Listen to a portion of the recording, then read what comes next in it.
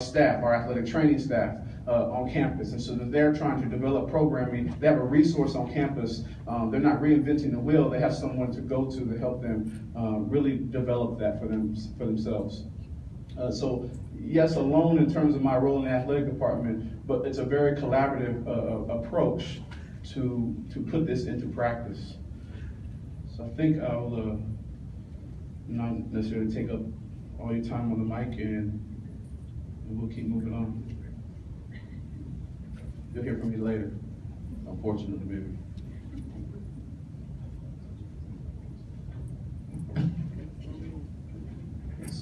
So I'm going to try to really keep this brief because I really want to get into our discussion. I hope I learned a lot just by what you just said about some of the things you do. I took notes. I appreciate you and your perspective that you had. I've been privileged. I was privileged to work at a very diverse institution when I became the head athletic trainer, and I distinctly remember walking in the first day, and there were a couple of athletes that were already, on the tables, and I walked over, and they looked at me like, "Sal, what do you think about apartheid?" Is this a classroom? This is the athletic training room, right? And then she looked at me dead square in the face. "What do you think about apartheid?" And I still, to this day, understand what the sweat came down my face, how blushed I got, and I said, and I tried to mouth something educationally articulate, and she looked at me, she's like, okay. So I got this knee thing kind of thing. And that was a defining moment for me because I realized that my world was way too homogeneous and small in nature. I had walked into an institution where the student demographic was not only diverse, but incredibly intelligent and confrontational and loved to debate. And that scared the snot out of me because I was vulnerable and I was exposed and I didn't have a clue what I was doing. Athletic training wise, I did, I think. Didn't hurt anybody. But when I put up the epitome of privilege, I think it's really important for me to identify myself and understand, I know where I am. I understand that I'm at the top of the food chain. I'm a white male. And there's a lot of people in that room saying, yep, you are. Yes, you are. There's also a lot of people in the room be like, what? What does that mean? A white male, big deal. And that's where that started for me because I started to understand how homogeneous in nature I was homogeneous. So everybody that I went to grade school with looked like me. Everybody that I went to high school looked like me. We all came from similar socioeconomic statuses. We all came from two-parent families. I had no concept of what else was out there. And as I went along at my time at K College, I wanted to learn more. I was exposed, it was neat, I had a roommate in college who was Muslim. No clue what the heck Ramadan was and why he was a student athlete and not eating during the day for 40 days and how the heck he could still perform. Mind-blowing stuff to me. And so I became inquisitive and I wanted to know more. And as I went along the process, I started to realize that I was ill-equipped to handle a lot of the mentorships that I had started to develop with some of the students that were across the street at Western Michigan University. And so that made the wheels turn, and I started to read a little bit more, become a little bit more aware. And then I had an opportunity to teach at Albion College, and in walks Al Covington. Al Covington was a freshman, huge afro, walks into my door. Interested in athletic training. Scott, how you doing? My name is Al Covington. I'd like to talk to you about athletic training. Okay, Al, let's have a conversation. And quickly I understood how he and I had absolutely nothing in common. And that scared me. Because I thought to myself, you just told me that your biggest challenge was your home life. He was a child of 5, hardly any furniture. Grandma and aunt lived in the house, slept on the floor a lot. Uncle was there, crack addict, who would come in with dealers all the time, to and from. Had 5 instances before the age of 10 where a gun was put straight to his forehead. I'll be honest, I don't even know how to correctly load a gun, let alone how to unlock or anything like that. And then on top of that, he recognized that he was in a place that he was not going to succeed. And so he found a way to get out east to boarding school. And he stayed there.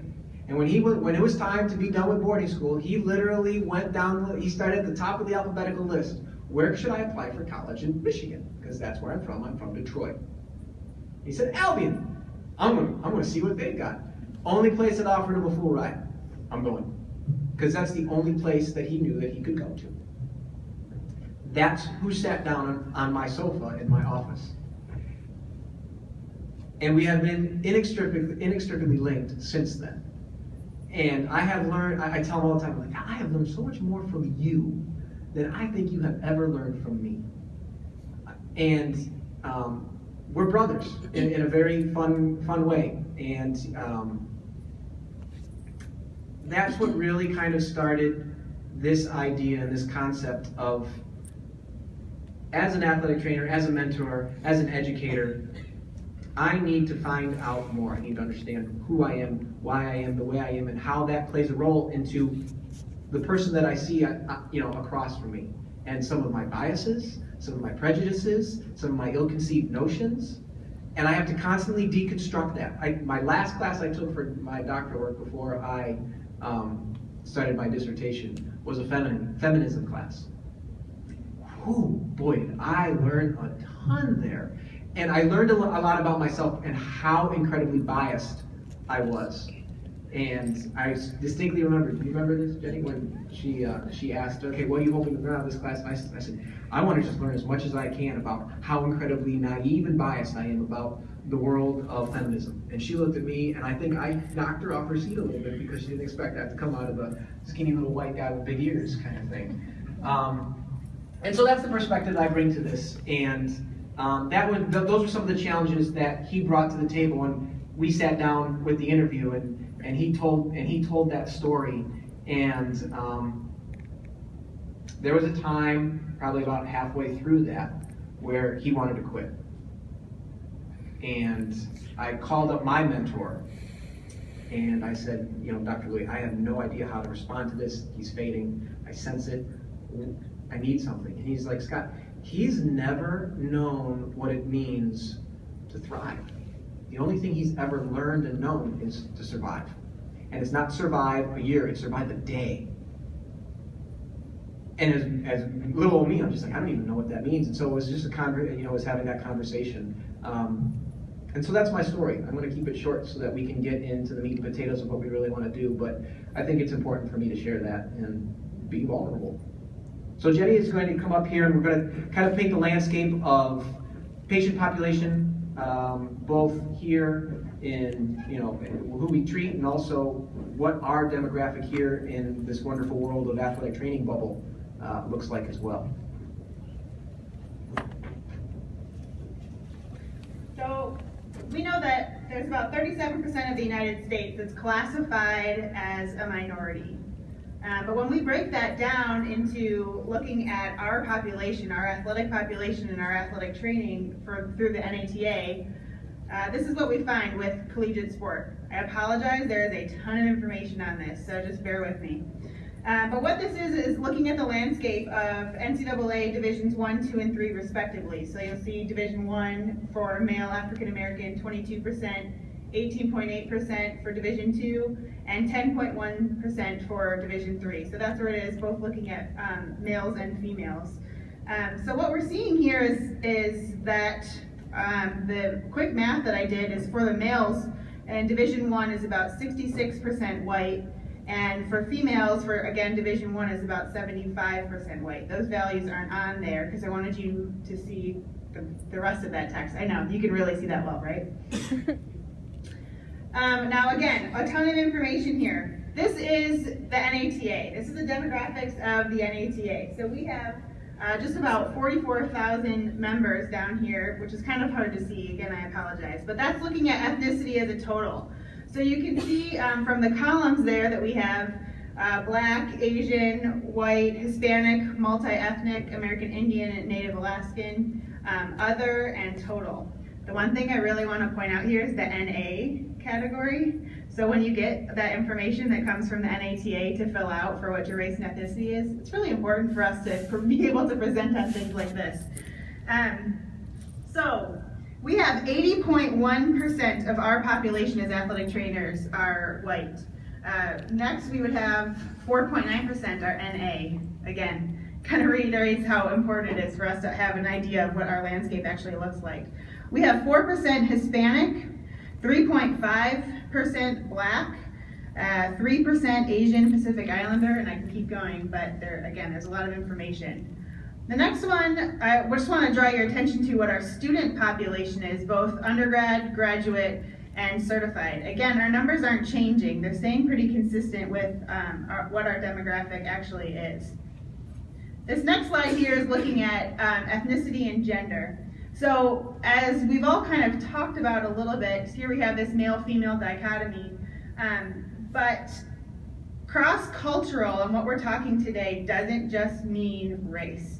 It means a male-female mentorship and relationship. It means a heterosexual and a homosexual having a mentoring relationship, and what that actually looks like and what that means. And the same thing for religion. And so it's really important, again, that we take a look at the identity and ask and talk about identity of individuals in order to understand more. Because what we're kind of looking at with these numbers with our NATA membership versus that slide I was talking about with the NCAA divisions is that who we are majority-wise as athletic trainers doesn't necessarily equal up to the population that we always serve. And obviously that's dependent on where we're at, what our setting is, who we're working with. But again, it's really important that we recognize that we own that, and that we take ownership of who we are, where we work, and who we're working with. Because again, our demographics just aren't there.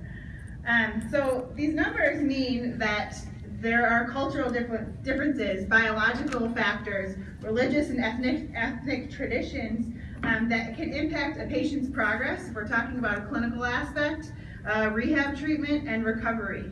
I was sharing earlier that I live right now in Goshen, Indiana, and it's a very Amish town, and I work with the local hospital. And we have to go through all this cultural training about what that population actually looks like and how to treat and care for an Amish patient. Never did I think that I was going to have to go through something like that, but it's where I'm at, and it's kind of the thing that I'm facing, and the cultural difference that I have to understand.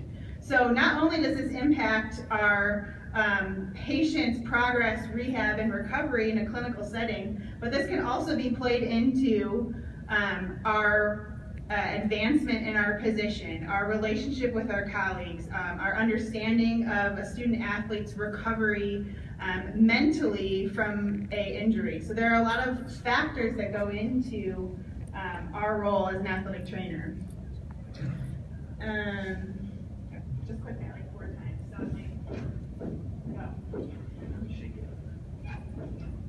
So one of the things I wanted to point out, yeah, that's the one. I just didn't do it right. Did everyone get this NATA news? It's from February. Hopefully everyone shakes their head yes. When I got this in the mail, I was so excited knowing that we were going to be having this presentation, we were going to be doing this talk. I'm so happy that the NATA and this committee is making a commitment to educating our members on cultural competence. And so if you have not taken a look at this February 2015 issue, if you don't have the hard copy, you can go online and get it really easy. There are some phenomenal articles about what cultural competency and diversity looks like in athletic training. And these self-evaluating questions are in here from Grantham, and I just thought that these are fantastic to look at and talk about. So Scott kind of addressed some of these a little bit earlier, but this is kind of, again, one of my charges for you as you leave this, to take a look at your NATA news and read through this article because it's fantastic. And these self-evaluating questions are really things that we need to look at, examine, reflect on as our role as an athletic trainer, as a clinician, as a physician extender, as a head athletic trainer, as a peer, as a teacher, as a parent, There are all kinds of ways that you can take this and apply it to your life. And so that's really valuable for us to be looking through that. So thank you.